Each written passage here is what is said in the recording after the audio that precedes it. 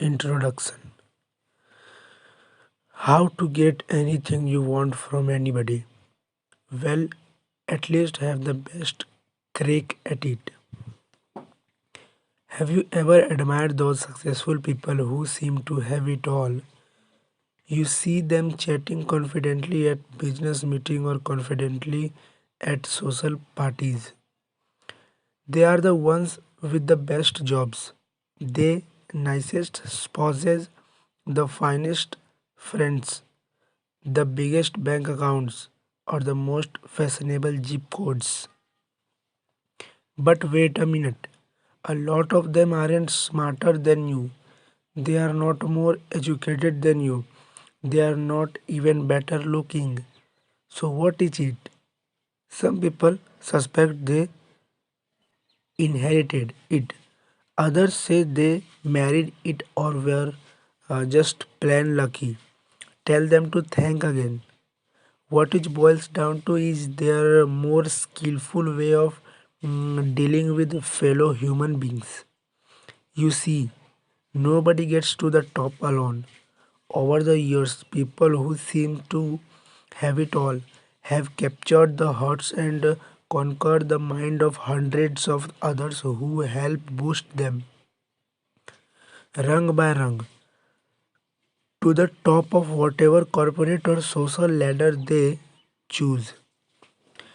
Wannabes wandering around at the foot of the ladder often gaze up and goes that the big boys and big girls at the top are snobs. When big players don't give them their friendship, love, or business, they call them cliques or accuse them of belonging to an old boy network. Some grumble they hit their heads against a glass ceiling. The complaining little lagers never realize the rejection was their own fault. They'll never know they blew the affair, the friendship, or the deal because of their own communication fumbles.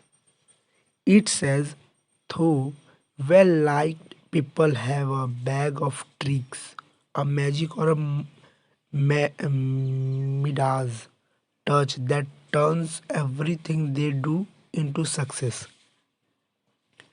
What's in their bag of tricks? You will find a lot of things. A substance that solidifies friendships, a wizard dry that wins mind, and a magic that makes people fall in love with them. They also possess a quality that makes bosses hire and then promote, a characteristic that keeps clients coming back, and an asset that makes customers buy from them and not the competition. We all have a few of those tricks in our bags, some more than others. Those with a whole lot of them are big winners in life. How to talk to anyone gives you 92 of these little tricks they use every day so you too can play the game to perfection and get whatever you want in life. How the little tricks were unveiled. Many years ago, a drama teacher exasperated at my bad acting in a college play shouted, "No, no, your body is belying your words."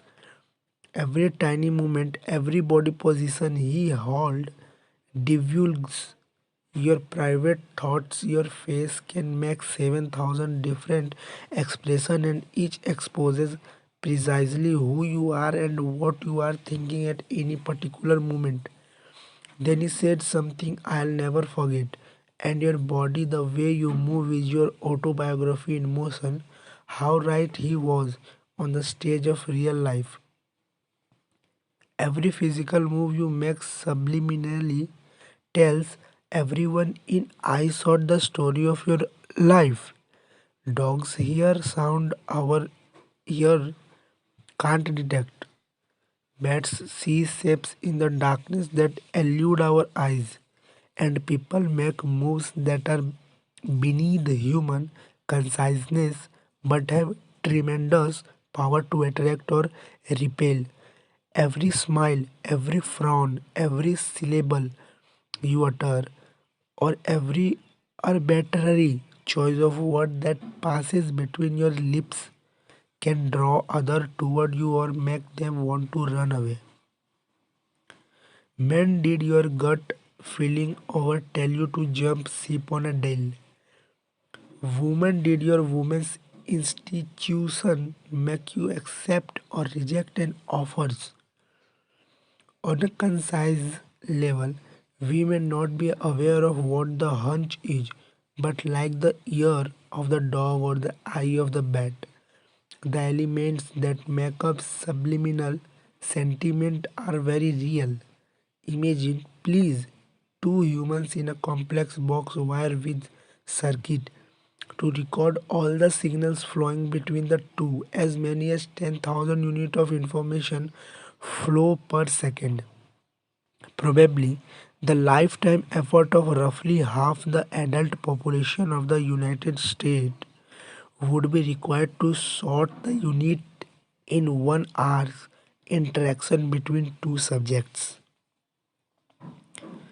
A University of Pennsylvania Communication Authority estimates with the zillions of subtle action and reaction zapping back and forth between two human beings, can we come up with concrete technique to make our every communication clear, confident, credible, and charismatic?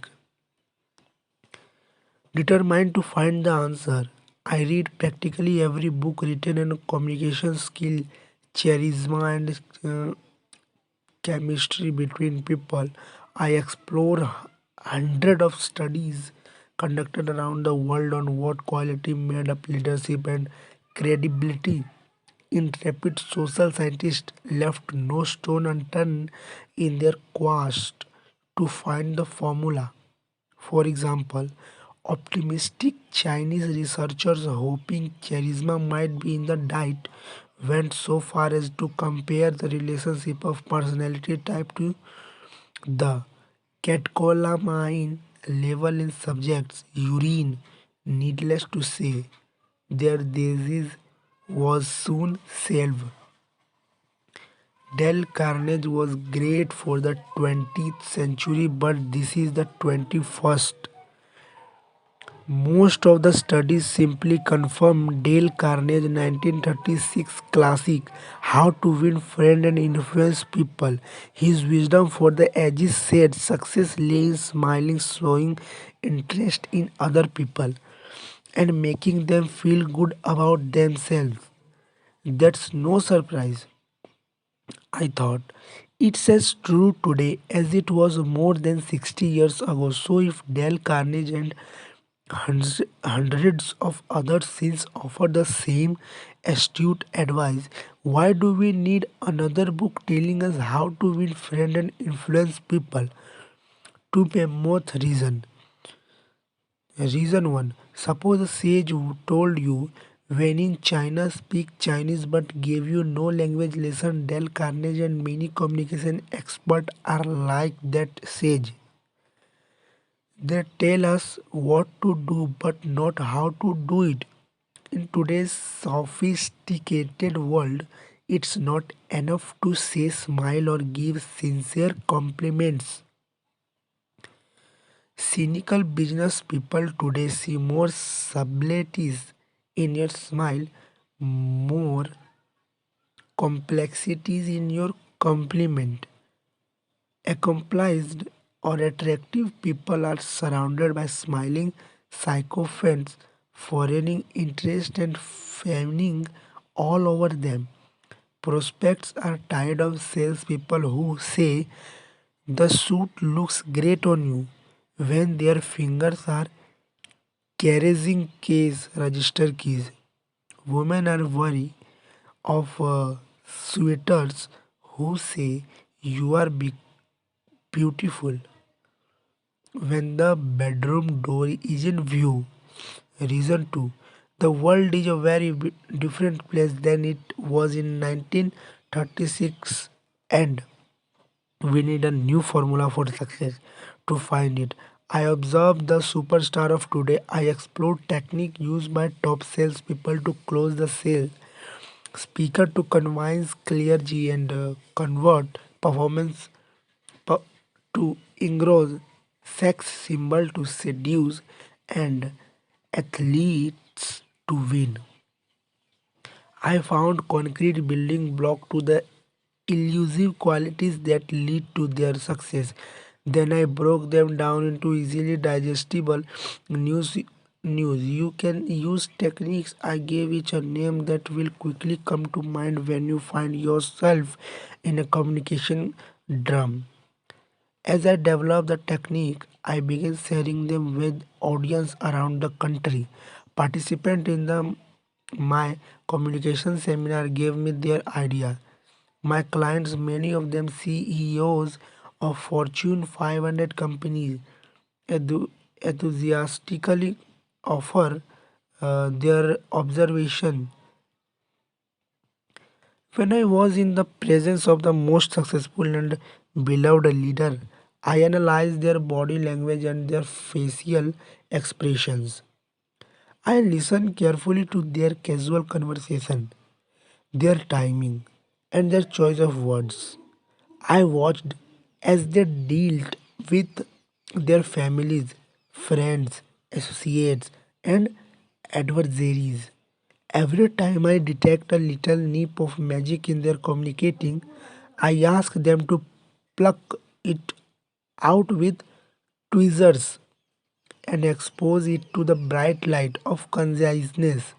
We analyze it together and I then return it into an easy to do little trick others could duplicate and profit from. My finding and the strokes of some of those very effective folks are in this book. Some are subtle, some are surprising, but all are achievable. When you master them, everyone from new acquaintances to family, friend, and business associate will happily open their hearts, homes, companies, and even wallet to give you whatever they can. There's a bonus. As you sail through life with your new communication skill, you will look back and see some very happy givers smiling in your wake.